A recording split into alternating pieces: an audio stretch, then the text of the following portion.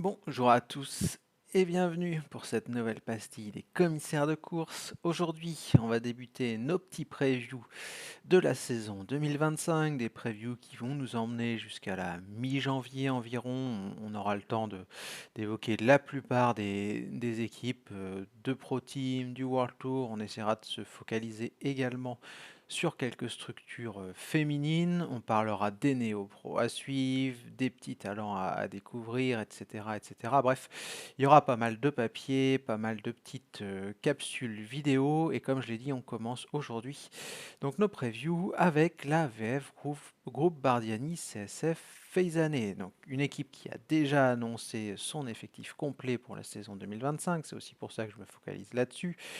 Une équipe qui va être un petit peu en pleine mutation l'an prochain parce que tout simplement, et pour débuter donc cette petite présentation, elle va perdre pas mal de ses leaders. Le premier d'entre eux, c'est Giulio Pellizzari. Giulio Pellizzari, très très bon sur le Giro et qui logiquement va rejoindre le circuit World Tour. Il a signé chez Bora Hansgrohe, ou plutôt Red Bull Bora pour être tout à fait précis. Donc c'était le meilleur scoreur de l'effectif cette année.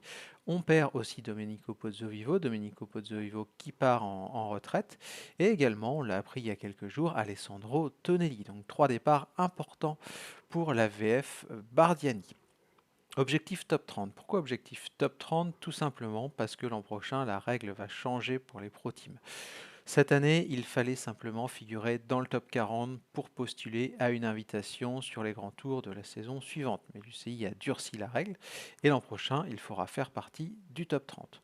27e cette année, la Bardiani, donc on peut se dire que tout va bien, qu'il y a quand même une petite marge, mais comme je l'ai expliqué, on a pas mal de départs, des départs de coureurs qui ont marqué beaucoup de points en cette année 2024. Pellizzari, je crois qu'on tourne aux alentours des 800, on est à 300 pour Pozzovivo, et entre 200 et 300, je crois, pour l'ami Alessandro Tonelli. Donc comme vous pouvez vous en apercevoir, on a entre 1000 et 1500 points de perte sèche si on se projette, hein, tout simplement, parce que forcément les calculs sont pas comme ça, effectués comme ça d'une année sur l'autre. Mais voilà, on était 27e et on se retrouve à perdre, je crois, trois des coureurs, des top scoreurs donc du top 10 de la Bardiani. Donc potentiellement problématique. Il ne faudra pas perdre de temps l'an prochain au niveau des points. Comme je l'ai expliqué, on perd pas mal de scoreurs et Bardiani devrait logiquement baisser dans les hiérarchies en 2025. Reste donc à savoir s'ils parviendront à se maintenir dans ce top 30 ou pas.